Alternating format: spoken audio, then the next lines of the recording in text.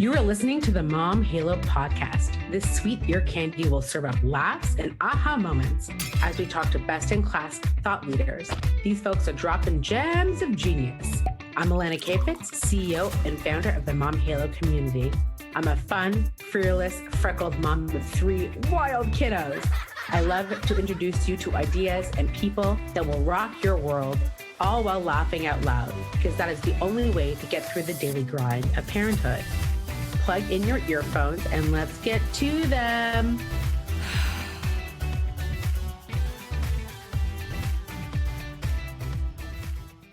We're recording today's podcast at the Collective Workspace in North York, voted one of the top 20 co-working and event spaces in Toronto by BlogTO for 2024. This gorgeous space is perfect for drop-in day passes, a long-term office suite with rentable boardrooms available on demand, and even an event space for your private and corporate event rentals. Check them out now at www.thecollectiveto.com or on Insta at thecollectiveto and book a tour. Hello, welcome to the Mom Halo Show. I'm your host, Marni Saifert, and I am coming to you live from Toronto, Canada, sitting at the Macomb Collective Workplace, which is the home of this podcast. And I am super excited because I have a new friend and an expert in our studio today. Let's give it a warm Mom Halo welcome to Marni Saifert. Woo! Thank you. You need an applause sound thing. Yeah, really do. Sound effects are Marni, I'm so happy to have you here. Can you share with our audience like who you are and what you do, and take us through some of your how I got here, how I got to your podcast? Absolutely. Yeah. Okay, so obviously my name is Marni. I am a financial planner by trade. So I've been in the business for 32 years. So I don't teach money mindset from nothing. I'm accredited as an actual financial planner. For about 24 years of my career, I took assets and told people what to do with their money. It's always been a lifelong passion of mine to teach financial literacy, especially to women. My mom, who died when just before I had my son, she was someone who didn't have a lot of money. We didn't have anything growing up, really. She never lived this, fantastic life, and she had very, very, very poor financial literacy. And it's really important for me, for people to have a seat at the table.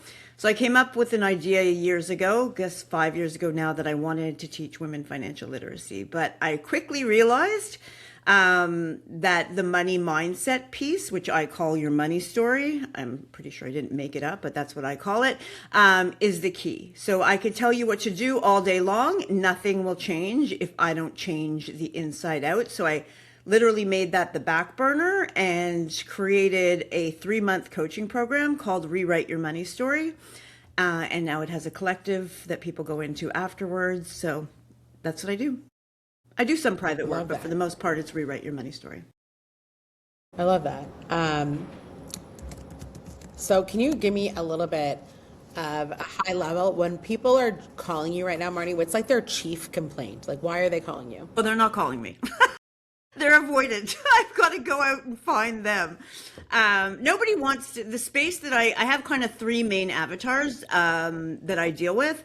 One is people, the main one would be people that are kind of like 40 and up, and they're like, I should be further ahead by now. I always say there's not a single soul that's ever told me that someone else is not doing better. Everybody perceives, from social media, that everyone else is doing better. People that are hardworking, similar to you, like entrepreneurs, they're hustling, they have a job, maybe they're even, they're making money, they have income, but they just feel like they're never getting ahead, and they feel constantly anxious. They're avoidant. And so I do different masterclasses, and usually they find me like that. It's funny because I don't get a ton of referrals because nobody wants to admit that they have an issue with money mindset. So I have another avatar that's kind of people that feel like it's time is running out, that they've made all these mistakes, and I think they usually go searching for something around anxiety, fear, scarcity, financial literacy, because they think it's a financial literacy thing. But I would say the main things that I see when people come into me are avoidance and scarcity. And then there's one that no one ever recognizes, which is people that are, think that rich people are greedy and mean. And, we had this whole conversation in my group about Kris Jenner's 70th birthday party, because apparently it cost $22 million. And lots of people had lots of stuff to say about, and then we had the conversation about, there's no such thing, I heard in social media recently, as an ethical billionaire. And I think that's actually complete bullshit. We all have every opportunity that someone else has. And so if you think about, what would you do if you had enough money to throw yourself, a $20 million 70th birthday party? Hell yeah. You'd go balls to walls, right? Yeah. Exactly. So it's just a matter of thinking that's not available to you. And, the work of Brene Brown, Brene Brown, we shame and judge other people because we don't want to stand up ourselves, right? In our deepest wounds. Yeah, that's true. I love that so much. So talk to me about scarcity mindset, because it's kind of like a du jour conversation, especially around money. Can you explain what is a scarcity mindset? A scarcity mindset is simply the fact that you believe that there's not enough. And, not enough resources, not enough money, not enough opportunity. And it's funny because one of the things I do, which, I'm happy to do for your community one day, as a service to you guys, is go through the whole history of money. And it's mind-blowing because money is nothing but an exchange. I talk about money as energy because it creates a feeling in your body, but in and of itself, it was invented so that if I had a pelt and you had wheat and I wanted your pelt, I could get it. That's it. It has nothing to do with morality. It has nothing to do with your worth. And because that is such an inefficient thing, I need to have what you've got. So if I don't want fish, we can't, and you've got fish to trade. And so coins were introduced. Well, it was first like shells and grain, and then coins, and then money. It has nothing to do with who's better than anyone else. And so when I go through the history of money, I go through where all these paradigms came from. And this is still passed on. I'm Jewish too, from the old country, shout out to your booby who, wrapped everything, including the furniture in plastic, that feeling where there actually wasn't enough. And so they told your parents, and then they told you, and if this doesn't change, you're going to tell your kids. Same thing like the Industrial Revolution. Literally in that period of time, there was no, RSPs or 401ks for people in the United States. You worked until you died. There were no office jobs. So that time for money is also an extremely old paradigm. But my grandparents told them, my parents told me, and I entered into an industry where, you're in a fight to see who's closest to a nervous breakdown. It's like bragging rights, like, what are you on for medication? Because, I'm so tired. I never get any time. Oh, you must be successful. So scarcity is the feeling of not enough, but it is imprinted in you. And when you think about it, you're imprinted with like, a 1939 mindset. Yeah, no, I love that. So talk to me more about this like intergenerational mindset, because I know there's the history of money, but what I think is interesting is like, for me, money mindset means like the money mindset you grew up with, right? And I definitely grew up with the scarcity mindset, money doesn't grow on trees, right? It does. Right.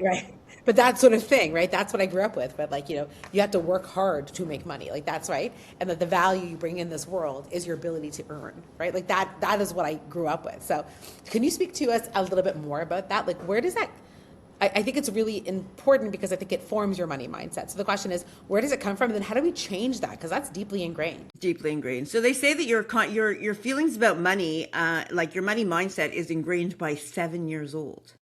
And then what happens after that is these flash points. So, things that really, and you asked me earlier when people find me. So people find me like things like divorce, death of a spouse, losing a job, bankruptcy, this kind of stuff like deeply imprints on people. But in terms of the original money mindset, it comes from, we all develop our paradigms from what we experienced and what was imprinted in us. So for example, millennials shit their pants when interest rates went up. Never in their whole adult life did it even dawn on them that mortgage rates could be more than 2%. Never saw it, never heard of it. Interest rates were that low for 15 years.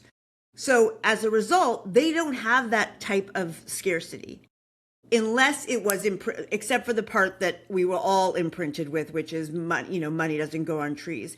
If that was very prevalent in your household and you took it on, some people don't take it on. I'll give an example between me and my sister, at a young age, she's a year older than me. My sister, when she was 15, 16, she met a good guy who came from a good family. They were financially sound and they made good financial decisions. And my sister grew up with a much different, better mindset than I did. I was the wild child. I went bankrupt. I was like, credit cards are free money. Let's ball out, So it is nurture what is put in you, but it's also the experiences you have along the way. So if your parents have imprinted in that, what you have to do is rewrite your money story. And that involves becoming aware of it, understanding that this is not my story. That's their story.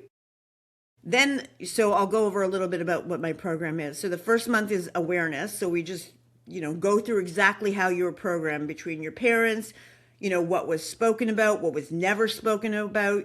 Somebody shared in a group that there was so much money and then all of a sudden there was no money. And so there's constant chaos and fear.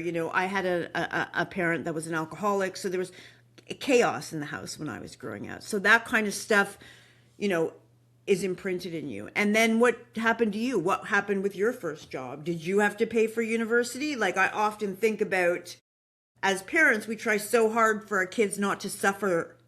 I went to summer camp. I don't know about suffering.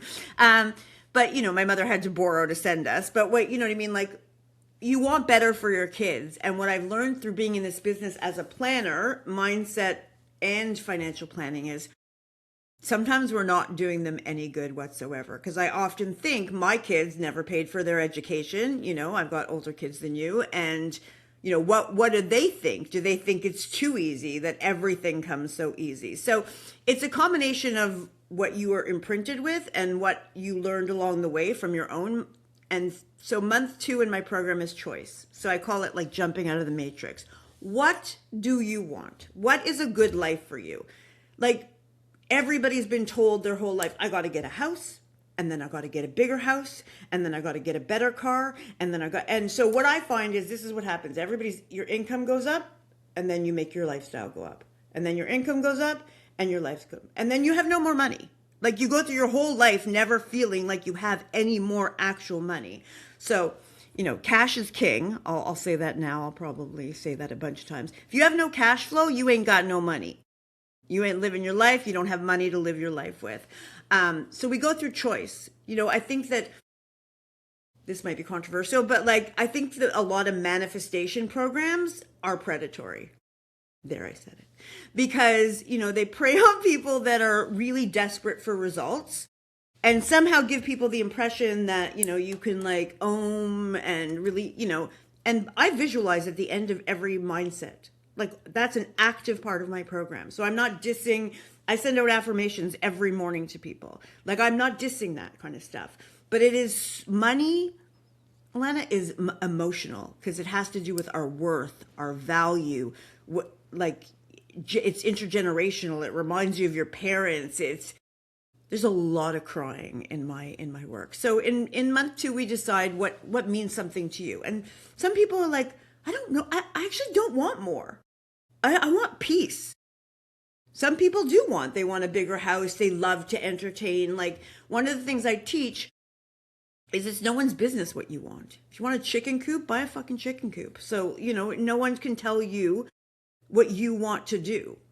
One of the biggest parts of my program is judgments, right? Overcoming judgments, the fear of being judged, judging yourself, all that kind of stuff. And then all the way through, I use the concept of future self. So I don't believe that we need to drag around our past like freaking luggage, my mother too.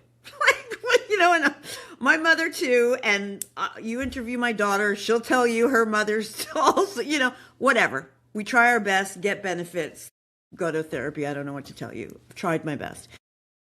So I don't want to drag that stuff around. There's a lot of evidence that prove that you can be pulled forward by a future, since, we're into, Jewish women stuff. A lot of the work that I've studied is Viktor Frankl, and his work around that if you lose hope for the future, you're done. In the concentration camps, once people would lose hope, they'd be dead within days. So that's my work. But I have not heard someone mention Viktor Frankl since I did my master's degree in Jewish studies. That's so funny. Yeah, man's search for meaning, right? Like that's really what it is. What kept him alive was the idea that his wife was still alive and that he would rewrite the manuscript that was confiscated from him. There was another gentleman who he convinced himself the war was going to end on a certain day. And when that day approached and nothing was changing, he was dead within a week. Yeah. No, it's incredible how that happens. But oh my God, I'm going to link the book in the Game Changer. I think it's very important, and it's a very good piece of literature for anyone to read. But okay, I love that so much. I love your program. I love like these anecdotes. They're incredible. Take us through when you're in your program. We talked a bit about, my mother too. I love that. That's so funny. I've never heard anyone say that before. That was a big like take home for me. When somebody's coming to you and they do either have this like critical life thing that has happened that's changed their financial status, or someone has come into money, or somebody has enormous debt, like those sort of archetypes that come to you for advice and guidance when they're in your group, what's like the first thing you would tell somebody who's like come into money, somebody who's in tremendous debt, or somebody who's going through? I'm giving you different archetypes. I was going to say they're all different. So the first one that you mentioned, which is someone who's been through something catastrophic, and Elena, I meet people that divorce has decimated them. I meet people that they woke up to their spouse dead and there was no insurance. I've met many people. Actually, we should do another podcast on it. There's so many people that have been scammed $500,000, $300,000. Like I'm talking about gone. And the first thing that came to mind, which is a whole presentation I did yesterday with my collective, which is people that have been through Rewrite Your Money Story. So I'll say that as well. I don't take any private clients anymore if you haven't been through the program, because I don't want your shitty mindset. I got to fix it first, and then we can make headway. But the first thing that came to my mind is forgiveness. You must forgive. Yes. And I think I've spoken about it with you in our interactions previously. One of the things that got me through October 7th is forgiveness. I forgive. You can hate me, I will love you back. At first I was like, for all the dear listeners, having really insane fights with strangers on the internet, not helpful. Tried it, got banned from Facebook a bunch of times, from Instagram a bunch of times, not useful. Instead, I practiced forgiveness, and that is the key to setting you free. I started sleeping again at night. I started to see everybody as human beings. And so that's what you have to do to the person that fired you, to the person that scammed you, to the spouse that controlled you financially. Forgiveness. And it's a process. It's not a one and done. You're right. 100%. I love that. Okay, so forgiveness. And that applies to all. That's for that kind of stuff. Forgiveness. Because I always say, one of my favorite sayings is, you think you're hurting someone else. They're sleeping like a fat baby. You're up. You're the one who's looking for Tylenol PM. They're fine. They're fast asleep. And so forgiveness, I was just reading the 4 agreements over and over again, and forgiveness sets you free. Screw the other person. That's not your business or your problem anymore. Forgiveness sets you free. What do I do when people are in enormous debt? Again, you didn't know what you know now. There's many reasons that people get into debt. Only one of them is from spending too much. I got into debt when I first was a single mom out of survival. Ain't no shame in the game. I'm so proud that I had the credit cards or the lines of credit to make it through, right? I thank God for the time. And even if you're an impulse spender, because, impulse spending is the same as gambling. We get, especially with online stuff, right? We get that bing and that zing and that ding and that excitement. And, it's very similar to gambling. So for that, again, I release the shame. I help people release the shame. And then basically get them to thank God they had access to credit. Because if you've ever been in survival mode, I don't know if you ever have been, but my parents died before I had kids. I was a single mom, and ain't no one, Mel Robbins did not need to tell me there was no one coming to save me. It was very apparent. And so switching it to being so grateful. If I didn't have access to credit, I would be on the street with my kids. Right. Yeah. No, that's amazing. And what do you do if you come into money? There was one more question. Sorry. What do you do if you come into money? Yeah, that's it. Like, I was just reading something about it's going to be like this coming generation is going to be like the largest transfer of wealth ever. And I'm curious to know how it's going to pan out. But I'm curious for you, when somebody comes to you, probably they're not coming to you being like, I have so much money, I don't know what to do. But I'm wondering perhaps if you people. Sorry, I just want to share with everyone that I just found a napkin in the coffee I'm actually drinking. So this has been going on for a while. Just you're wondering. Hire someone. Part of the other half of my program. So 12 weeks of mindset that go through awareness, choice, and transformation through future self. And then for 12 entire weeks, I teach a financial literacy class every single week. And so people are like, all of a sudden, oh shit, now I understand. Like I'm very good at it. I've been doing it for 32 years. I got hands in the air. I bought a whiteboard. I'm the kind of person that's like, I can see there's deer in headlights. So I'm like, do you understand me? Everybody says no. All right, let's do it again. So first of all, you need basic financial literacy. And then second of all, it is also built into mindset because a lot of people don't trust themselves.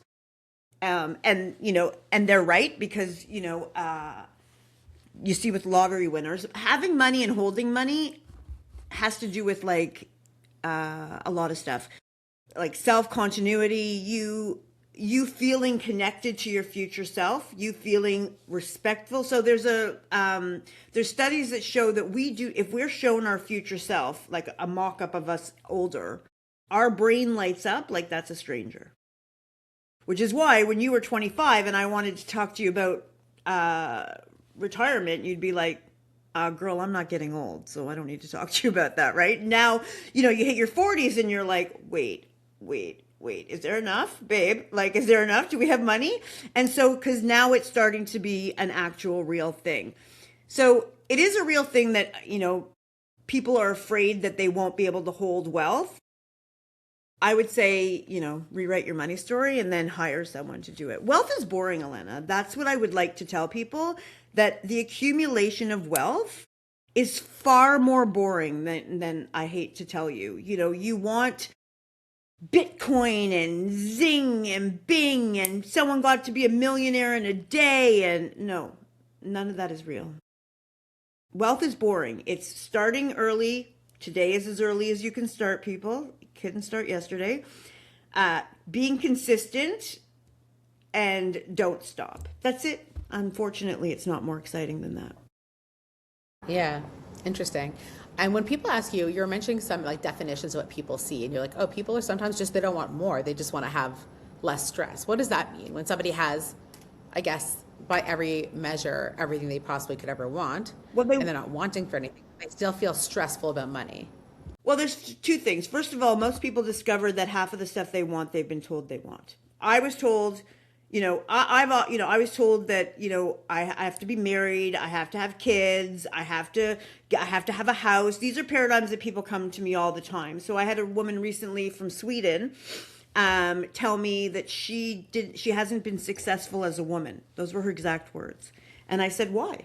And she said, because I've never gotten married and I don't have children. So it's, we're programmed in every area of our lives, and so I would say that people start to realize what they want, right? What maybe, when you're going, maybe you don't want to, like, I don't know, my property taxes are like $1 million, it feels like I don't want more. Like, give me a van. I'll van life right now if my 2 adult kids will move out. If you ever watch this, kids, this is what I'm going to do. Like, some people, I don't want things that are more complicated. When my kids were growing up, I never upgraded my house. I don't want more. I don't want to pay more just to live in this house. I don't want a bigger lawn that I already have to hire someone to mow this lawn. And so I think that it's more so deciding, okay, so money is a feeling. At the base of everything that you want money-wise, you actually only want a feeling. So if you want a bigger house, do you want it because of status? Or do you want it because you love to entertain and you would love to have, my sister just built a cottage because she wants her kids and her kids' kids to come to the cottage.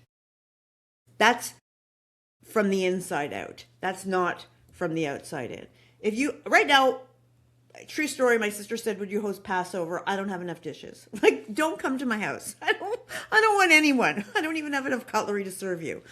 But that's me, right? So everybody is different. I also use the example of, like, maybe you and your spouse like to go out and have a bottle of wine and talk and stuff like that. So who's to tell you that $400 is a waste of money? Nobody. That's your love language if that's what you want to do. For me, I don't drink. It's such a funny example, and I'll say, because I have a running joke with a friend. My husband and I met it's like very struck a chord, so I have to just say anecdotally. My husband and I met when he was a chef and I was a nonprofit, and we were meeting over, we sort of fell in love through like food and booze, and it was like a big part of our life. And I remember my dad, who's like very old money mindset, would be like, oh, Alana and Matt are so bad with money because they drink wine at dinner. Like, that was his example of like the judgment that we're sloppy or messy with money because we order wine in restaurants, which he would like never do because it's like such a waste. The same reason he won't order pasta, because he's like, how are you ordering something that's $1 that they're charging, 90? Like, he can't get his head around.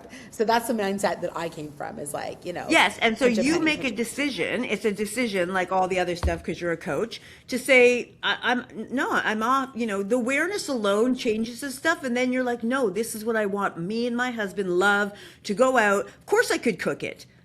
Who the hell wants to? Like, I want to go out. Right. I want to be in this beautiful setting. It's the same thing with anything. I can do a whole other thing of how I do budgeting. But, what I can tell you from my experience, because my father died at 48 and my mother at 66, is please go live your life. Please go live your life. Nobody climbs the Acropolis at 87. Find a way to do it now if that's something that you want to do. And so I've had couples argue over a side salad. You know what I mean? And we all have those weird things that we do with money where, for instance, I've never bought toilet paper if it's not on sale in my life. I'll wipe my ass with a leaf. I don't know why, but that's just the thing with me. But, when I'm traveling and I see a Gucci purse, it's like, it's coming home with me if I want to. So we're all weird that way. But yeah, that's very old country thinking. And what I'll say about parents, because I talk about parents a lot in the program, because, is there's a difference between scarcity and being afraid and being a little bit what we would call cheap and feeling safe. If you feel safe, like your father's like, yeah, I saved $1. I'm so excited. Like, he's happy. He doesn't feel scarce. Leave him alone. Right. Leave him with the sofa from 1982. Who cares? Like, I love that so much. So you alluded a bit to budgeting, because I just want to touch on it because I think it's important. What do people manage their lives with budgets? And I'm curious, because I have some friends who like have a meeting every week with their spouse and they're like going through every dollar spent. They're using all the apps, and I have other people who like have absolutely no idea what their life costs, and they're just like shooting from the hip. Is there a middle ground, or is there a best practice? There's a best practice. So it's miserable to do it the first way. So the way that I do it is, and it works 150% of the time, you will spend less money and you will spend money on what you value. So what I say is, go track your money. Don't do anything different. Just go track. And every single thing you buy, every dollar, whatever, just go look at your statement with your spouse or yourself, whatever, at the end of the month. And then you trade your time. The only thing that you have in life that's limited is time. And you trade your time, therefore your life, for the money you earn. Whether you're self-employed, not self-employed, you trade your life for money. So everything that you spend, I just want you to calmly, without judgment, as best you can, because we're judgy mofos, is to say, is this expense worth my life? Years ago, I had an opportunity to, go hire in a corporation and I realized that I would be on Zoom from 8 a.m. till 8 p.m. Hard pass. If my only option was having less, which it's not my only option, but if that was my only option, I choose my life and my time. Now let's go back to the budgeting thing. So you look at that Starbucks and you're like, is that worth my life? Sometimes, hell yeah. Hell yeah. And when you go out for dinner with, I know your husband's name. Yeah, I stalk you. No, I follow you. And you and Matt go out for dinner and it's $380 and you guys, had the best night ever and you're going to go home and have the best night ever, then hell yes. And then you look at something like maybe you were invited to, you look at something and you're like, I have 42 pairs of sweatpants. Like, why was I even in the mall? And then you're like, right. I feel like, why did I do that? I don't, what budgeting this way will make, you'll go, that wasn't worth my life. I completely change people's, like people say, Marni, oh my God, I'm not buying coffee out if that's not important to me. I went out, I'm meeting friends for brunch, but I'm telling people that I ate before. You don't have to eat, just go and have a coffee. No, like you don't have to, if that's something that you feel is not worth your life. For me, I want to travel, and I want to travel first class if it's more than, I want to be horizontal. And people are like, well, why? That's a judgment because I want to. Yeah. How about that? Because I want to, because I have one life and because I want to. And so, to me, if you ask me if that's worth my life, 500%. So once you do that and you start doing it from the reverse and ask you, was that worth your life? You're going to be, I stopped consuming so much stuff from doing that. I'm like, I don't need new shoes. Like, I actually don't. I would rather travel. Like, it all has to do with future self too, because when you know where you're going, if you're like, I want to go on a big trip. I remember my sister once took her kids to like a farm in Italy, and had this beautiful, probably $20,000 or whatever trip. And how beautiful and wonderful is that, And here we are just trying to get through the day, like, buying ourselves everything and anything we can to like soothe ourselves. So once you have the concept of future self and you start tracking and then saying, is this everything, Alana, is a cost? Or an addition or an investment in your future self. Everything you do. Yeah, I love that. Whether you exercise, whether you eat, whether you buy, whether you love, whether everything is a cost or an expense to your future self. And not one person has not. I have someone who's given up a gambling addiction. Because no, it's not that way. That's not worth my life. Yeah, I love that so much. Oh my God, I don't know where to go next with you, Marni, because you're like a wealth of knowledge. Okay, we talked about some of the stages of your program. We talked about different archetypes and different, I guess, I call them avatars. What I want to interject and say one thing to add to that. What do you know about your great, great, great grandparents? Great, nothing. Perfect. You're just a blip. No one's going to visit your grave in 100 years. We ball. Live your life. Take the chance. Buy the thing you love. Become the greatest version of yourself. Nobody has been able to answer the question about their great, great, great, great. We are here for a blip. So when you show up, for instance, you do a different kind of coaching. When you are afraid to show up online, because I know you teach people about, showing up on Instagram because, maybe I look... Nobody's visiting your grave in 100 years. Show up naked. Yeah. Nobody's going to remember. It's true. I love that. We're not that important. I love that so much. Oh, okay. I was going to ask you something. I'm curious about this mentality of like spend less, make more as a way out of financial strife. Is that really the path forward? The path forward is that we've been, okay, so again, when I go through the history of money, when we have been told that we have and mindset manifestation. Again, by the way, I've taken manifestation courses, and they're not, I'm just calling out some of the bullshit in it. We've been told that we can have whatever we want whenever we want it. And that period of low interest rates where we were using our houses as an ATM, right? Want more money, want a new kitchen, want a new car. Just things like cars last 10 years. I love, phones last more than a year and a half or 2 years. You don't need it. It's if you really want it because you need the better camera. Did you just go down 8 inches? No. My MacBook is new, so it's auto zooming to meet me where I'm at. Yeah. Oh, that's hilarious. Yeah. Okay. We've convinced ourselves that we need everything and we need it immediately and we don't have to wait. And that's not, in fact, true.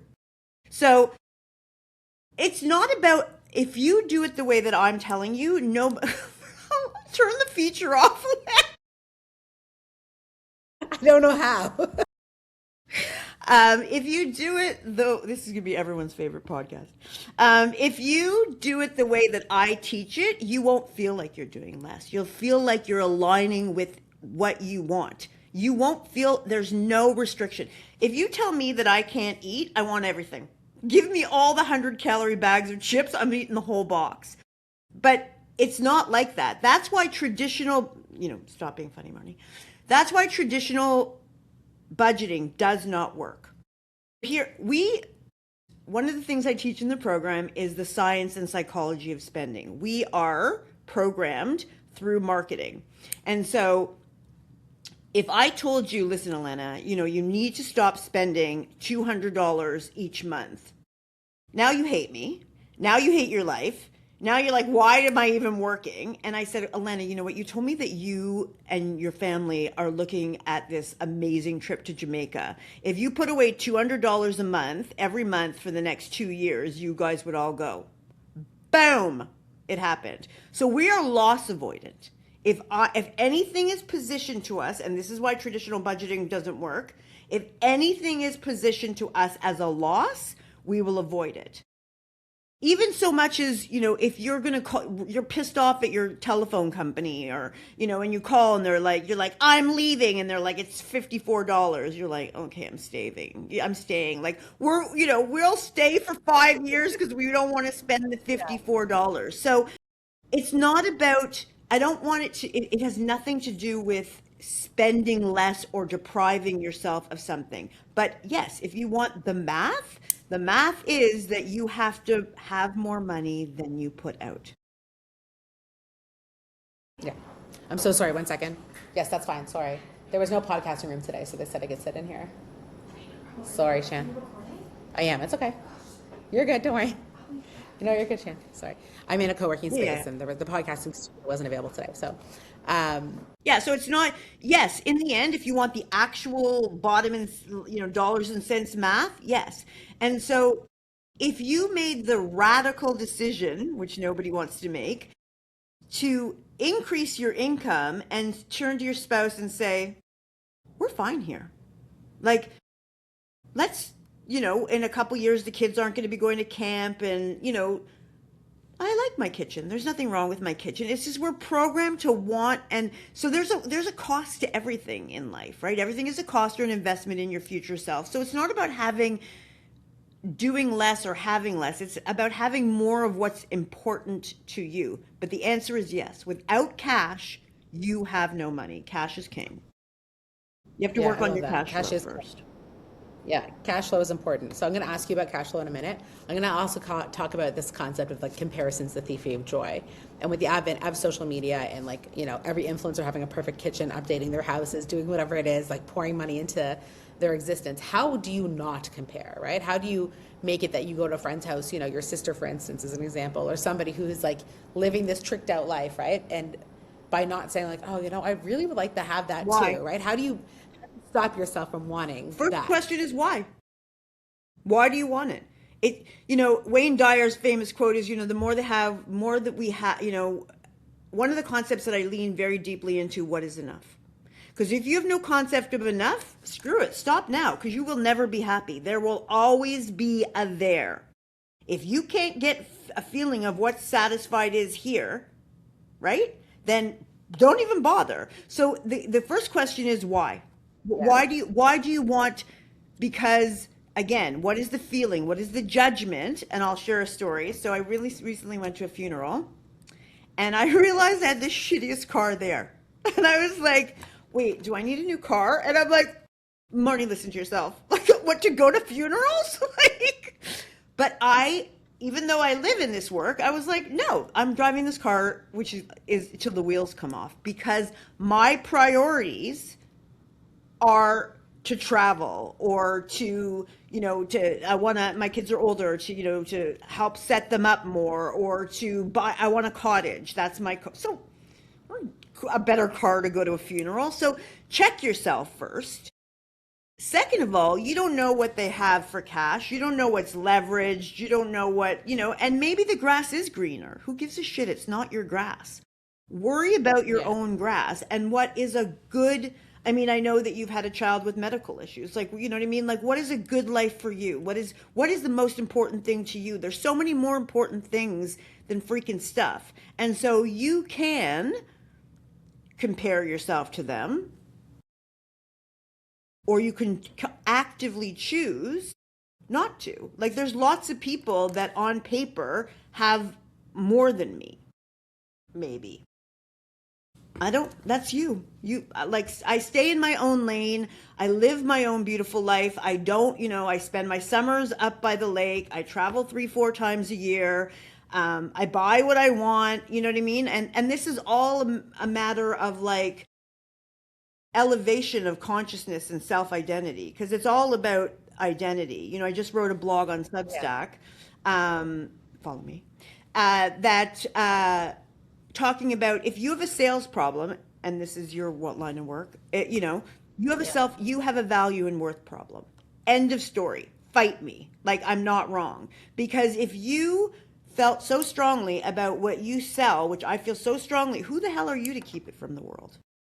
Who are you to keep this thing that you know is going to change other people's lives? So if you're strong in your identity, same thing as like as women, as we get older and people are fatter and skinnier and doing plastic surgery and not doing plastic surgery. And you have to figure out yourself, Alana and listeners, people, what is enough? What is enough? What are you going to do? Are you going to fix your eyelids, and then your nose is going to, and then what are you going to pull up your knees? Like, it goes to everything to do with life. What is enough? And for a lot of people, when they get down to it, they want peace. They want to be happy. And then say to yourself, I have a client who happens to be a friend, and she's like, no, I'll never be happy. It's always got to be more. All right. Shame for you. And then, she's, some people, it takes them a little bit longer to lean into the work. And I'm like, awesome. Spend your life striving. Ain't going to be me. So when you go to that friend's house, do you actually want that house? Why do you want that house? If the answer is because you will be perceived as more successful or as successful as them, no. Did you hear that like noise? There's like a echo canceling thing. Is there a buzzing on your end or no? No, I'm just muting and unmuting in case there's any dead. Okay. So when you talk. So just, stay in your own lane. Why? So when you go to someone else's house, I'll use you. Why do you like your house? Actually, I don't love my house. So it is, it's a little bit small for the 6 of us right now. Okay. We just have a lot of people in the house. And I'm craving more space. So it is something that I'm battling right now, to be like, this is also temporary. I know that. My kids don't seem to mind. They love our house. They have 3 of them sharing one room. Like, they love it. And the reality is, in your whole life, you don't really have your own room. Like, really, you're always sharing with somebody, whether it's a roommate or a lover or whatever it is, right? Like a sibling. So it is this one topic of homes is like something that I'm battling with. And I find myself, I'm being vulnerable here. A confessional is like, I do find myself looking at houses. It is something that I personally am battling with, to be like, I'm happy with my lot in life. Don't get me wrong. It's just like, we're a little bit Yeah, but They're a that's little small. different. Like I That's all. have two kids, and so you have four, and so yeah, we jammed in here. I even rent out my basement because I believe that you should have income from, a home. But, so, I'm in a room, my son played Lego there and my daughter played Barbies there. So I made a decision to make it work because, I wanted to buy income property that would that would build wealth. And yeah, were we on top of each other? Oh, hell yes, we were on top of each other. But if you want it because that'll make your marriage less stressful because you're on top of each other, everybody, everywhere. And then you weigh the pros and cons, right? You say to yourself, okay, what do I need to do? Because there's two things. You don't have to make your life smaller. You can also say, what do I need to do to step up, or my spouse to step up? You're someone, I've used you as an example in my coaching. You're someone that, because I followed you, it's hard. You're being pulled a lot of ways, Elena. Now you're going to cry. I am, Marnie. You're being pulled a lot of ways, like sometimes we have, not everybody is capable. Like I looked at you on paper, with your last postpartum, could never be me. I was a freaking mess.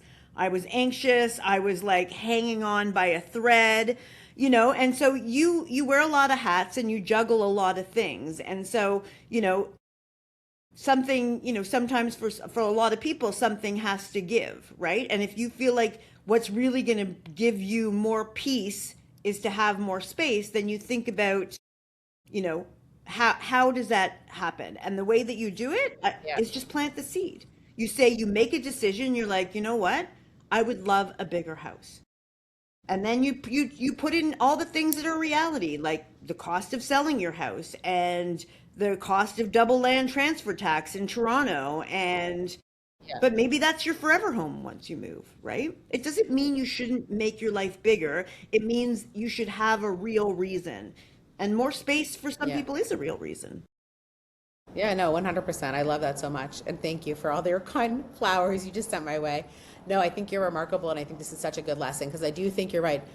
Financial literacy, budget planning, and money, people try to they see like a fire that they had to put out. It's not something that people celebrate or talk about. And I find everyone thinks everyone else is doing so well. And the truth is they're not, right? Although I have a lot of clients, I have a lot of peers who are, the money is in the business, but they aren't paying themselves. They're not even taking a salary. They're not even taking $500 a month. They just aren't, right? For whatever reason. So I do think that there's a lot to, I know we've just scratched the top of the inch of a surface here, but there's so much to reveal, especially to women, about how to manage this entire ecosystem of ideals. Yes, and the truth is that, and you see it because obviously your programs cost money. So then you see that these people that are showing up online, they don't have so much cash. You know what I mean? And they're like, do you have a payment program? And, for entrepreneurs especially, it's funny to me because I'm always like, so you have to pay yourself. You have to pay yourself. It's not for the pay yourself first thing or whatever, because if you don't pay yourself, how are you ever going to know? I see people a slave to a business that keeps them poor for decades. The non-entrepreneurial world has changed a lot. I see people that I'm like, you'd have more if you went to work for someone. You're not paying yourself. You're working 75 hours a week. You're not building your self-identity, so you're not going to be making more than this 100 grand or whatever you're bringing in type of thing. And so, yes, I don't know. I see it all the time where people are not paying themselves. And why did you go into business? I mean, obviously if it's the very beginning, but other than that, why did you go into business for yourself? Yeah, it's so good. It's so true. And it's something that I find my clients are often in the beginning, early stages of business and really trying to Sherpa them in the direction of this is the point, right? Let's remember the point here, right? But there's levels there's levels of identity that have to happen. No matter how much coaching you give them, no matter how many strategies you give them, no matter what, if they're not going to lift their self-identity around money, I don't know if you've read Psycho-Cybernetics, so the work of Maxwell Maltz, but he's shown that 100% nobody can outperform their self-image. So if your self-image is that of a $50,000 a year earner, maybe you'll go to a seminar that you put on, or they'll take your class and they're making 75, they're on track, and then they lose you and they find a way to all of a sudden this thing came up, I got so busy, and what do they end the year at? 50,000. You have to change their concept of being a $150,000 earner and what that requires. And I do that through visualization. There are a lot of, it's a lot of research on visualization. Athletes use it all the time in terms of performance. So there's a lot of science behind the stuff I do. No, I love it. It's incredible. I'm so intrigued, and I feel like my palate's satiated for you, Marni, in a way that I didn't expect. I'm not gonna lie, but I do like people who are money experts. I think it's a really important topic, and not everyone is created equally on this topic. And you obviously have the chops and the vintage and the proof. Tell us more about your community and your offer. I'd love to know how I'd love to showcase you to my community, that people can find you and how. Go ahead. So you can find me on Instagram. So it's at Freedom Money Mentor, and I'll give you the details. I'm starting I'm a long form girl. I went in university. I studied English Lit, so I'm a good writer. And so I'm on Substack, and I'm going to be coming out with masterclasses. So what I do is I'll share it with you when I do. So I'm going to be running a masterclass into my next cohort. Right. And basically I also just went and filmed all of Rewrite Your Money Story. I went to Colorado and spent 3 days in my friend's studio. I filmed 24 45-minute videos in 3 days, which is bananas. I was seeing double by the end. And so Rewrite Your Money Story will also be self-led. So I usually do about 3 cohorts a year for people that want it live. Once the cohort is closed, I do not let anyone else in, because it's vulnerable work and people are sharing things that they're ashamed of and are proud of and all that other stuff. I also meet with people live each week to do financial literacy. We do hot seat coaching, and then people go into a collective afterwards if they want to stay on with the work. I think we need a Mom Halo Rewrite Your Money Story collab. I think this is what needs. Yeah, I would love that. I would absolutely love that. We'll talk about that offline. Marni, if there's one thing you want people to remember today, let's bring it home. What's the thing you want people to remember? Anything we've addressed or anything we haven't? What's knowing our audience is typically moms with kids under 10. What's the take home you want people to really hear? But there's a bunch of them. Cash is king. I said it. Nobody cares. No one's ever looked into anyone's coffin and went, "Oh, she's debt free. I can't believe she died." Nobody cares about all that kind of stuff. They don't care. You are a blip. And this time is, my daughter turned 23, my son is 24, and you will come back to you. You will come back to you. Stop putting so much pressure on yourself. Moms to earn, to be a wife, to be sexy, to be smart, to be the best mom ever. And you know what? I'll leave you with, we all do the very best we can with what we have. And that's all you can do. You're going to make mistakes. You're going to make mistakes, and your kids are going to tell everyone that their mom was crazy. So just so you know. I love that. Guys, this is Marni Saifert. It was an honor to have you here today, and I can't wait for us to continue the conversation. Please go follow her on social. We'll have all of her coordinates in the show notes. Marni, you're like a pleasure, like a absolute pleasure. It was so nice to have you here today. And I will let you know when the I'll be at that other thing airs. too. I'll be at the whatchamacallit day, the content day that you guys posted from Mompreneur or the Airpreneur. Yeah. Good. Yeah. Yes. Leslie's a client and a friend, and Dory. And Dory sent it besties. to me. Yeah, Dory and I met somewhere, and we became besties immediately. Thank you so much. Yeah, for she's having the me. best. Well, thank you, everybody, and we'll see you soon. Bye. Mwah. Thank you for listening. If you enjoyed this episode of the Mom Halo podcast, I'd love your support by sharing it with others, posting about us on social, or leaving a really good rating and review. To catch all the latest from me, you can follow me on Instagram at the Mom Halo. Thanks so much, and I'll see you next time. Quick note for parents listening in Toronto and Montreal. This one's for you. Whether daycare closes, your kid gets sick, your babysitter cancels, or you just need a break, want to go out or take some time for yourself, you need to know about Swaddle. Swaddle is an on-demand childcare app that instantly matches families with triple-vetted babysitters, night nurses, and tutors. From last-minute care, even just 3 hours before, to bookings up to 6 weeks in advance. Every caregiver is background checked, CPR certified, and experienced, so you can actually relax. Swaddle is available now in Toronto and Montreal. Download the Swaddle app, and for a little bonus, DM at swaddle.info, on the web at swaddle.info, on Instagram with the code MOMHALO to get a $10 credit.